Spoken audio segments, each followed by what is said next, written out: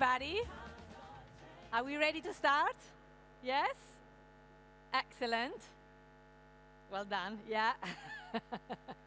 Exactly, can you hear me now? Is it better? Fantastic. Okay, so soak it in, because this is the last day of the best festival in town. I mean, after Cannes and then Glastonbury, we're closing in style with the highlight of the year, which is the Medfest. And this Medfest is all about be less boring. And I think on today's, the partner that we're here to see, it's beyond being less boring. It's to do with doing the right thing and going beyond doing what should be done and the extra mile into creating better futures. So I am incredibly excited to welcome on stage the fantastic moderator of this session, Roger Wade, who brought streetwear to London, an avid golf player and football fanatics, and he will tell us all about purpose brands and the importance that those brands play in today's, in our today's world. Hashtag MadFest 2025. Have fun. Ask questions through the app. Okay, we'll see if we can answer them at the end or not. And don't forget to check out our sponsor areas at the back, which is full of amazing foods and things for you to really experience and get the most of the day. And now, Roger. Wow. Can you hear me? This is so weird. Like, you know, all of you lot with your headphones. If you're at the back, come on, come forward. I insist. Let's pretend there's some people here, so come forward. I'm Roger Wade. That's Dan. He runs Madfest. I just said just a minute ago, I think I could get more people in my bedroom than I've got at this talk. And then somebody went, what happens in your bedroom? So very worrying. I'm Roger Wade. I'm a chairman of a VC fund. It's called BoxFund. We back brands with purpose. I just saw something come up on the teleprompter, and it said, not another green talk. I'm promising you that this will be hopefully a bit more exciting. So I'm proud to bring to the stage 3 fantastic founders. We've got Laura from Seep, doing household goods, Seb from Maeving electric motorbikes, and Ando from Better Nature. Welcome to the stage. Please give him a clap. Come on. Okay. Testing. Right. It's a bit weird because you don't get a reaction with the headphones, but let's try and have pretend there's loads of people here and we got reaction. So let's just start by talking about your entrepreneurial journey, introduce your brand, what you do, and go from there. Let's start with the wonderful Laura. Hi everybody. It's a bit weird. I don't want to put the headphones on because of my earrings. It's obviously more important. So my name's Laura, and I started off 20 years in consumer and retail industry. So I was in consulting, and then I was a director at Selfridges, and then had a sort of epiphany in my late 30s and started angel investing, and then spotted this gap in the market for cleaning tools. So instead of these horrible things that are all made of plastic and super ugly, I decided that there was space for an amazing challenger brand to have this amazing set of cleaning tools. So the brand's called Seep. Thank you. Seb? Hi, Roger.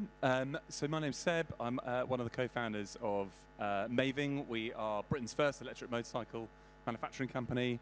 I actually began my career in consumer goods, making all the sorts of products that you probably absolutely loathe, and then kind of decided I wanted to pack it in, start my own company. And just at that moment there was this huge trend that was going on the other side of the pond in China. Everyone now knows that China's at the forefront of EVs, but basically they had championed small electric scooters with removable batteries that you could take out of the vehicle and charge at a standard socket, getting over this whole kind of thing of charging infrastructure as a barrier to electric adoption. And we thought that's amazing, but we have a very kind of rich heritage of motorcycle design in this country, so we decided to start our own company over here, make the bikes in the UK, and kind of champion the British version of that. Thank you, Seb. Ando? Yes, I'm Ando, co-founder and CEO of Better Nature. We sell tempeh, this amazing high protein, high fiber, gut-friendly, supercharged protein to save the world from the so-so protein, chicken, in Tesco, Arsenal, Plant Organic, Whole Foods Market. I started as a food scientist. I did research on colon cancer because my family, a lot of my family members are cancer survivors, especially breast cancer and stomach cancer. And I've been on this journey to find the best food to reduce chronic disease risks. And I did my PhD in food science, did research on colon cancer. That led me to tempeh, the #1 source of protein in Indonesia. I've been eating tempeh for 30 years. Then I was also moved by the sad views of Indonesia's #1 most polluted river, Citarum, and the childhood malnutrition that I witnessed in Indonesia. So I thought, what could I do to contribute to the society? And this is the venture that I'm pouring my life mission on, Better Nature. Thank you, Ando.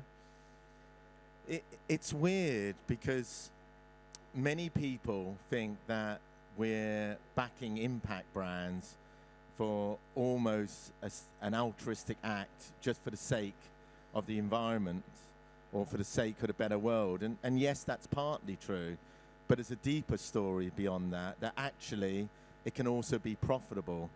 Tell us in your own words why you feel you're going to succeed over the incumbent brands. Let's start with that good old Brillo pad there. Laura, why are you going to beat plastic Brillo pads, and why is your business going to be profitable?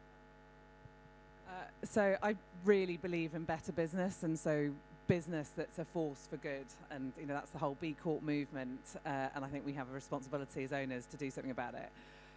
I started this off as an eco brand. Like, that's how I was thinking. I wanted something that wasn't plastic, didn't like, but actually that kind of messaging now is we're pivoting. So it happens to have eco credentials, it's plastic free, but what we really want to talk about is that our products look great and work brilliantly, because if you want to get through and get that mainstream to adopt you and to really power a brand, like Method that did it in sort of the adjacent category, which is all the cleaning sprays, like their products looked brilliant on the shelf and they smelt amazing, and that's why people bought them. They just happened to be also didn't have toxin free. So that is our view of how we're going to really disrupt the market. So eco by default, but a really, really desirable consumer proposition that people can buy into regardless.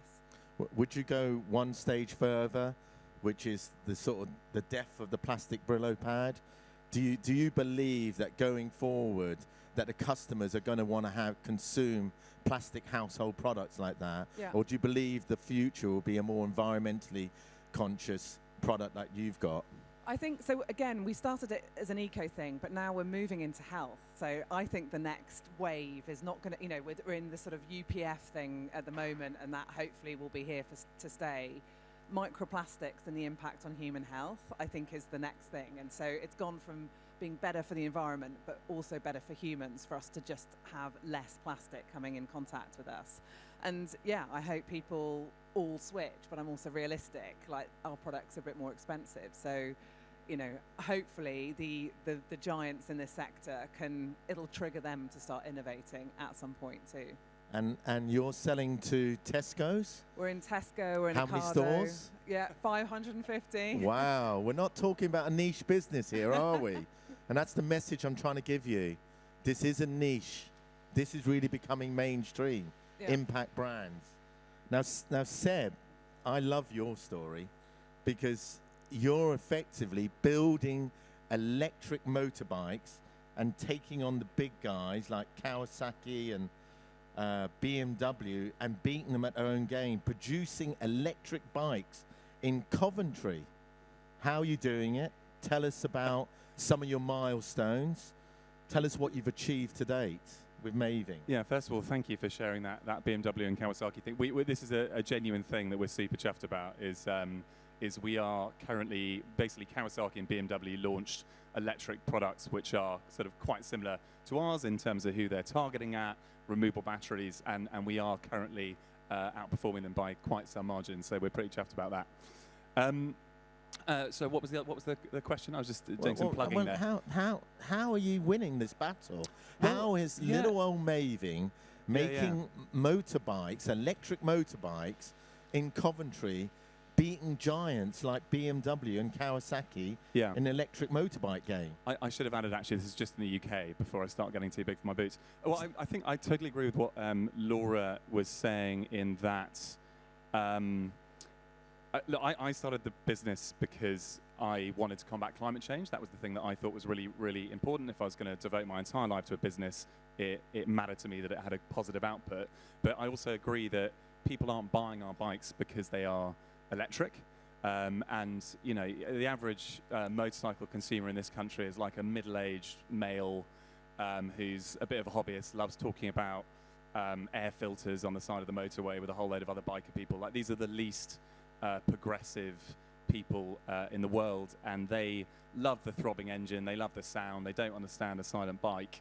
And so I think, you know, it's been very important for us that we really, really focused on the design, on the heritage. You know, we pulled all of our best engineers from Triumph. Our head of product was the head of product at Triumph, and so for us, you know, I don't think you'll see a single message on any of our advertising mentioning the eco credentials. It is all about making something that is beautiful, that you know, that works well, that makes people feel good.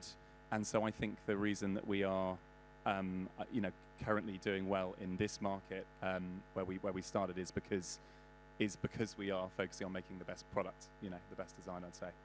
And it performs. It does. Well done. Ando, you're changing the way people eat. Why is tempeh better for you than the current things like tofu or meat? Tell us about your tempeh journey. So during my PhD, I summarized every single scientific paper on tempeh. So screening through 250,000 journal articles into 321 articles and publishing this comprehensive review on tempeh in terms of health benefits and nutritional comparison, sustainability, affordability, food safety, manufacturing, etc. Right, so compared to tofu, imagine tofu is like the cheese of soy milk. You got soybeans, you crush it, you got the liquid, you precipitate it, you take the solid. That means you throw away the fiber, right? You lose some protein. So tempeh is high in protein, a lot higher in fiber, while tofu is low in protein and low in fiber. And minerals too. Tempeh keeps the mineral because tempeh is literally whole soybeans fermented. And this fermentation is beautiful. It's all natural. It's in 400 years old. Like, my grandpa was born in the village where they first discovered tempeh in the 1600s. Compared to chicken, for example, I would say chicken does the job in terms of being protein, right? It could be good, it could be dry, right? Like hit and miss, but it doesn't have fiber. And fiber is really important because, okay, if we want to promote gut health, gut is the second brain, because we got the brain and gut axis, right? Your mood and your life quality, your overall health is dictated by your gut health as well. And one important thing about gut health is it has to be fed.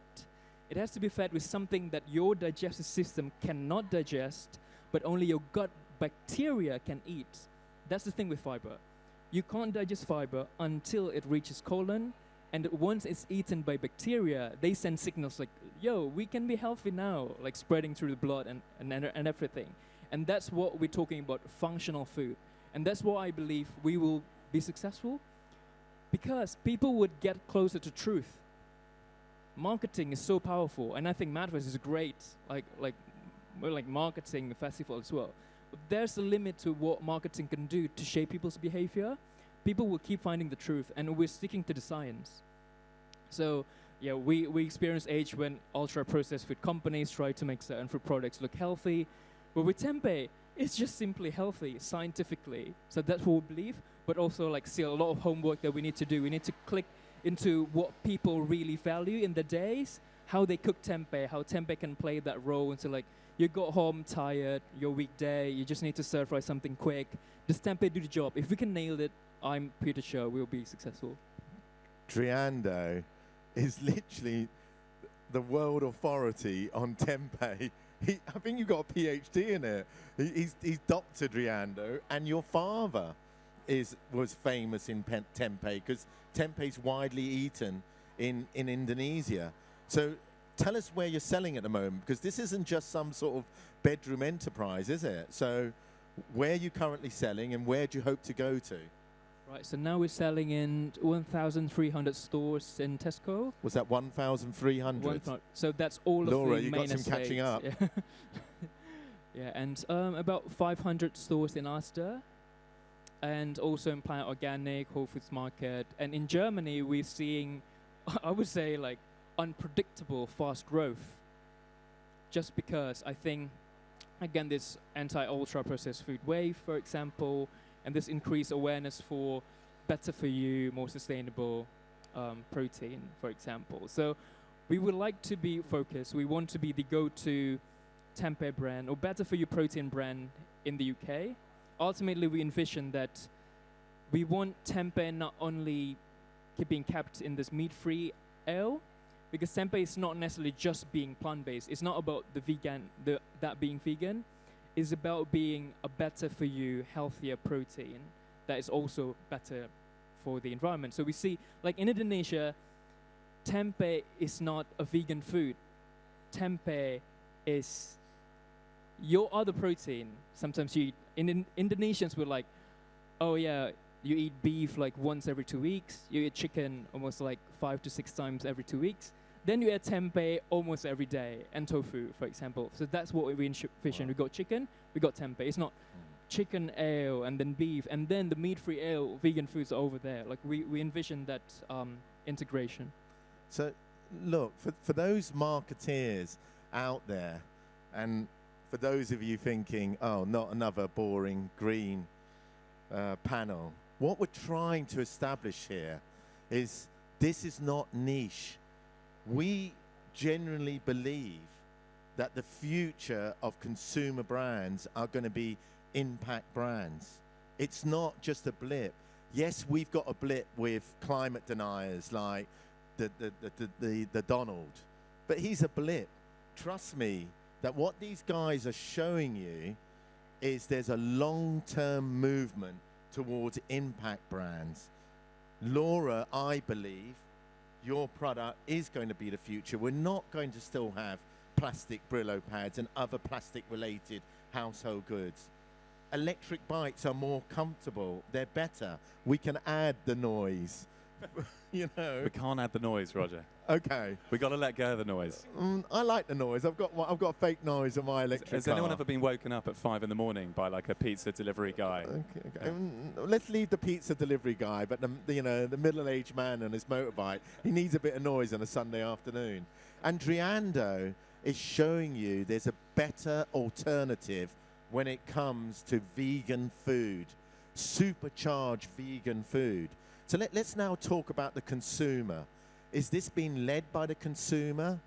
What are you seeing from a consumer perspective, Laura? Yeah, so when we first launched, we launched online, so we're a D2C brand, and we thought that would just be a bit of a blip, and we'd quickly scale in retail. And actually what we found is people want it now, so there aren't any alternatives. And so so we have just put an order in for 2 million of our sponges. Wow. So that tells Plastic-free sponges. Plastic-free sponges. And so that tells you that the consumer really wants it. So our core consumer, 30 to 55-year-old woman mostly, but actually what we find it's the men that are doing the washing up, it's the women that are deciding. Not sure that's, yeah, exactly. And it's great to know. And I think our consumers also, like we did Dragon's Den earlier this year, and that was a big thing. And like, we won? Yeah. You got money? We got money. And who'd you get money from? We got money from Deborah Meaden and Trini. And Deborah Meaden obviously backs sustainable brands, kind of an obvious choice. But Trini was who I really wanted. She was our guest judge, and she's, an icon. She's built Trini London, and she loves product, great looking product. She's not actually a sort of eco warrior, and that's a perfect ambassador for us, because that speaks to the sort of 30 to 50-year-old woman, this 55-year-old woman, and it means that our product comes across as desirable. She can champion that, and I think that's so. I mean, that's my message to the ad, the marketing and ad people, is help us become desirable for not just eco, for the other stuff. And what's fantastic is that you've got a completely female-led team. Even your investors. I even tried to get in, but I was the wrong sex. So, I got declined. There's still time. I'm not sore.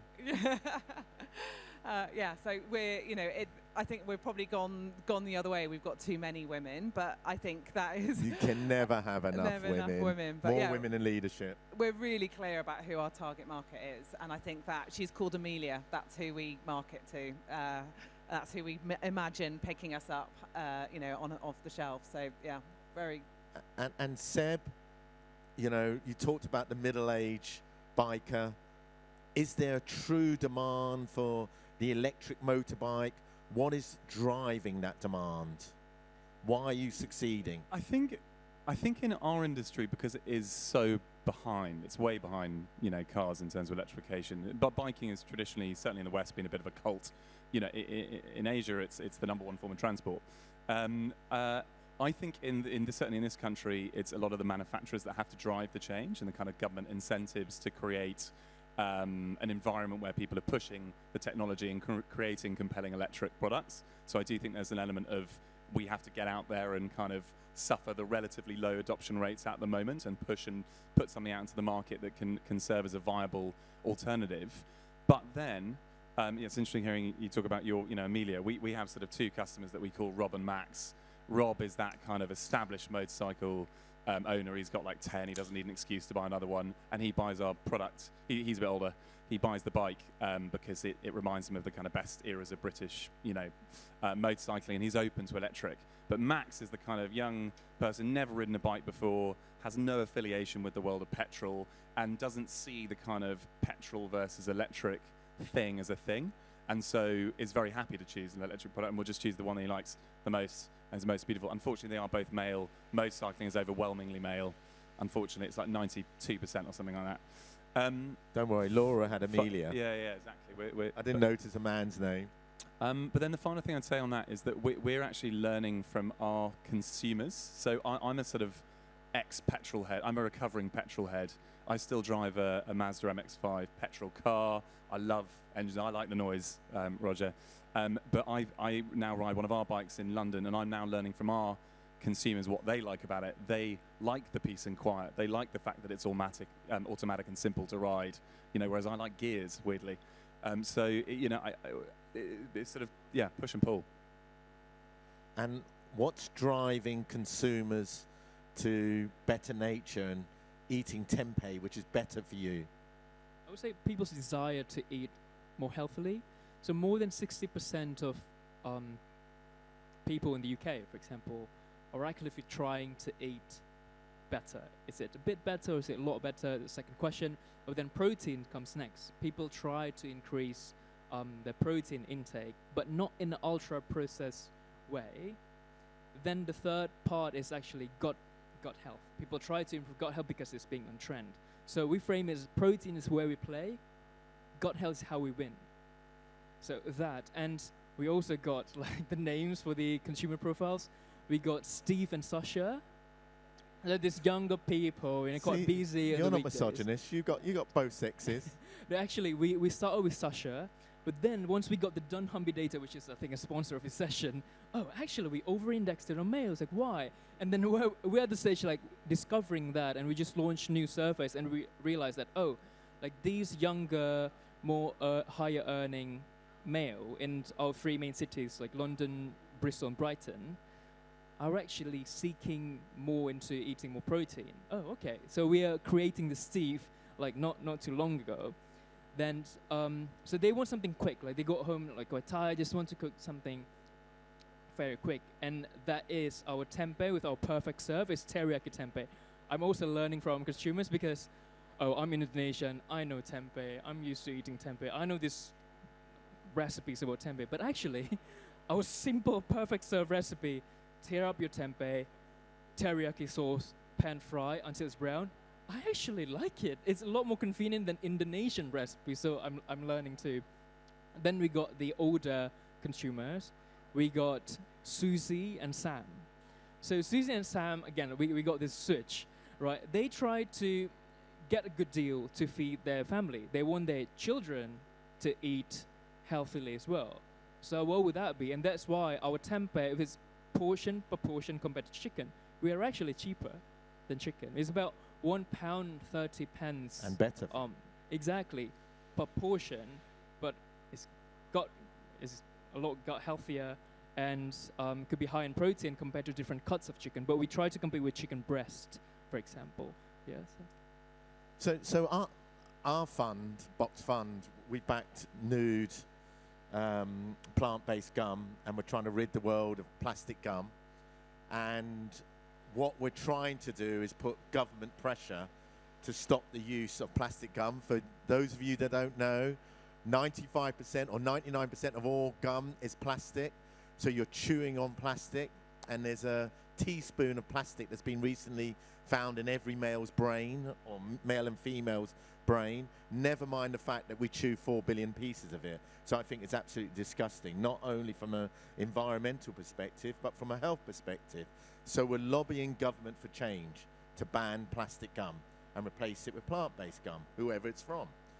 What would you like to see in terms of change within your sector, Laura? Don't sit on the fence and be boring. In an ideal world. I think what I would say is I'd want a little bit how on food products people have to declare what's in food. I think people should have to declare what's in materials. It's something like the last time, so we're doing analysis, because actually it's quite hard because these products aren't really regulated like food or beauty products. People don't understand how many chemicals goes into petrol, into petrol-based plant plastics. And so my thing would be, you have to start, we've got to get more visibility of, something like 300 different chemicals are in a typical bit of plastic. Any number of those could be interacting with your body. And I think there needs to be more transparency about this shit that we've got all around us. I think you're being way too diplomatic there, because that Brillo pad that we're looking at there, it's plastic, yeah? Yeah. Does that ever degrade? It never degrades. It releases, I think 60,000 bits of microplastic off a typical sponge's life. So, and do you believe it's acceptable that you can have manufacturers producing plastic products that never effectively degrade and pollute our world for eternity, virtually? You're trying to get me to say ban plastic sponges, aren't you? I'm just wondering, that's all, in an ideal world. In an ideal world, yes, but I'm also realistic that we're not ready yet. The materials are not ready to be able to mass produce this at a price that everybody can afford. Yeah. So I think you've got to start with the first thing, which is transparency. And there's been, for years, people have been able to hide behind what's actually in this stuff. And that is what I think we should do, number one thing. You're so way more diplomatic than me. Come on, Seb, if you had industry change, what would you like to see? I think you're going to think I'm being too diplomatic as well. Look, people have known that petrochemicals are unsustainable and damaging for probably the longest of any of the, stuffs. And people still choose to use them. And it's kind of a little bit sort of similar there. A lot of time it's to do with affordability, it's to do with accessibility. I completely understand it. I think that the key thing is the importance of governments having grants and championing the R&D that goes into making cheaper plastic alternatives, batteries, with higher energy density. It's all of that. It's all of the stuff that means that you can create cost parity or make something that is substantially better, as in the case of, for example, solid-state batteries in our industry when they come. You'll have cars that will do 2,000 miles. And so I think it's that kind of, it's creating an environment where you can sort of champion young companies to push the R&D space so that consumers don't have to make a difficult choice. Are you two both voting Lib Dem or something? You're both on the fence. I'm up for banning fossil fuel cars and motorbikes in and phasing them out. So I think, look, I think the problem is you then get this kind of big backlash against. So it's the right thing. That's the problem. We play politics. So what? Yeah. It's the right thing to do. We shouldn't have fossil fuel burning cars.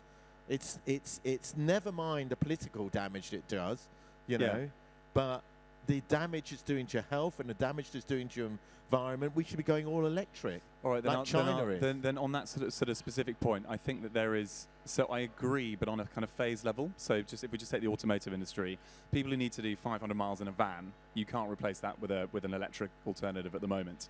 However, the reason that we've focused on kind of commuter bikes with removable batteries is because if you are in London and you're doing a 6-mile commute there, 6 miles back, there is absolutely no reason why you should be using a petrol bike for that. And we got a third-party study done to look at the carbon emissions of us versus every other mode of transport. Our bikes emit less carbon per capita per mile than even the London Underground. So with an exception of bikes and e-bikes, maybe, our products are the best for the environment, even versus public transport. So in our industry, you could phase out all 125cc or below bikes by 2030, let's say. And the same is true in cars in different formats. And I don't know what the equivalent would be for your guys. I know you believe in the kind of David and Goliath activism, go for something big. That's throw a grenade in the ring. Exactly, show us throw a grenade. But I think that can actually put people off. Like, people don't always want preachy, even if it's true, and I fundamentally agree with it.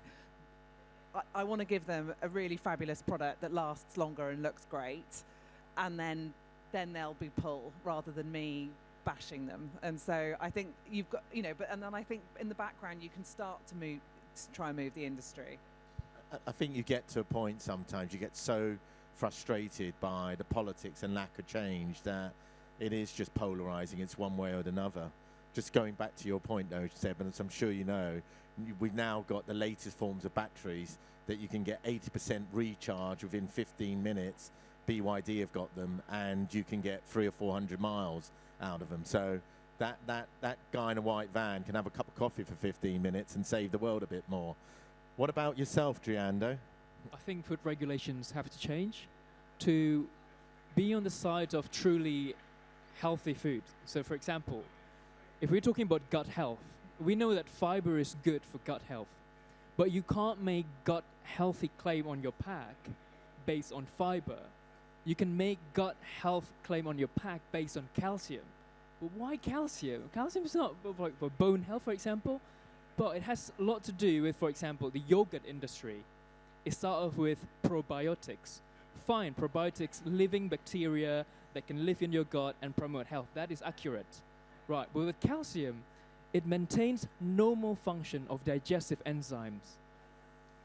Well, wait, it's nothing unique, really, but this regulation requires 8 years to change and hundreds of thousands of pounds lobbying and R&D to change. But with, for example, you got other brands, truly healthy food, for example, they got healthy falafel brands, want to make this gut health claim because they're high in fiber. They can't do that unless they add calcium into their product. And that's leading towards ultra-processing again, because the regulation is just not accurate scientifically.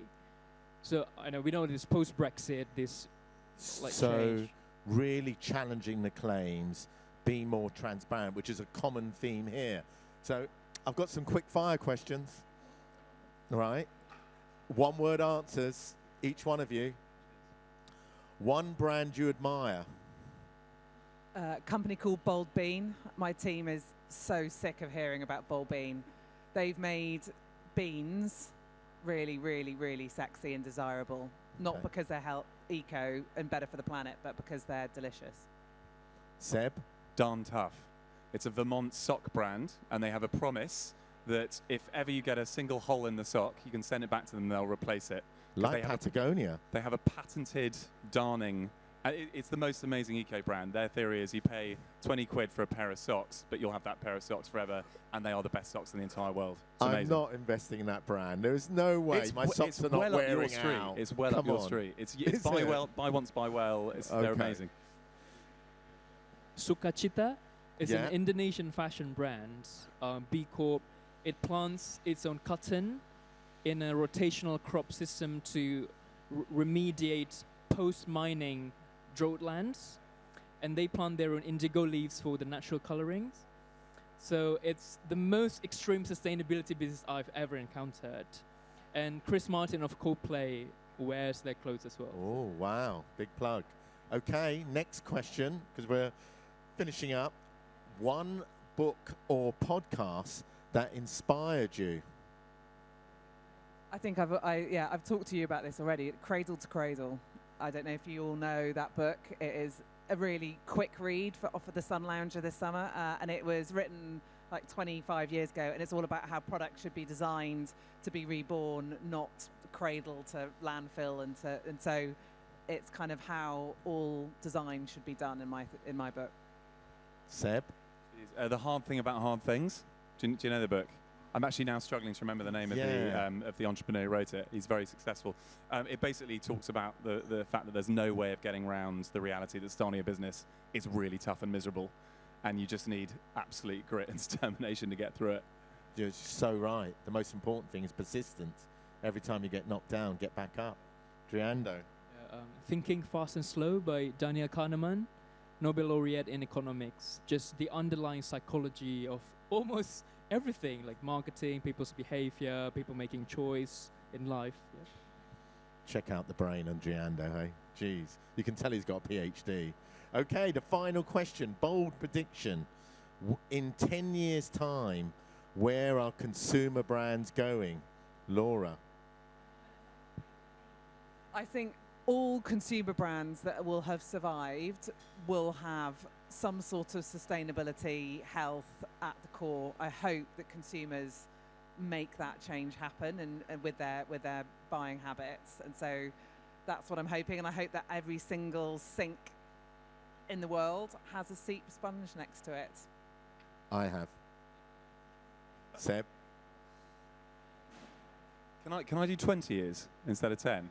Is that right? Okay. I think that we will think it's extraordinary that we used to propel ourselves with engines that, exploded fuel. I think we'll maybe think it's weird that we used to eat food that came from animals that had to be slaughtered as opposed to, lab-grown or the equivalent. And I think people will think it's odd that we used to buy so much stuff and then throw it away as opposed to reusing it or holding on to the same thing. That's it. I love that. Ando? I would say people will become more scientific, not necessarily be scientists, but scientific. Like now, back then you got like TV channels. Like people can't really question by commenting on like social media posts like now. What, you mean the geek is going to take over the world? Yeah. That's already happened. Yeah, probably. Like, I don't mind that. But actually, yeah, people would be more scientific. People would cross-check what's the source, why do you make this claim, and be more transparent, and the way more like the why and where do things come from will develop. Well, listen, I want to thank you for joining me on this stage. It's been incredibly tough because we can hear that stage over there and Sounds barely good. hear each Party. other, and our audience are in headphones. What we've really tried to do today is to establish to you that the currency of change is profitability and money. It isn't just an altruistic act. All three of these people, fantastic founders, are running successful businesses in their own way and taking on the giants. And I personally believe in 10 years or 20 years' time, we won't have brands like Coca-Cola. That we will literally go, what, you drank Coca-Cola? Are you mad? I just don't believe that will exist. So here's to your adventurous spirit and best of luck. Thank you. Thank you. Roger. Thanks. The next panel is going to start in 10 minutes. Please stay. My daughter's here, which is my biggest critic. I'm so nervous. Okay, don't go. Please stay. Thank you.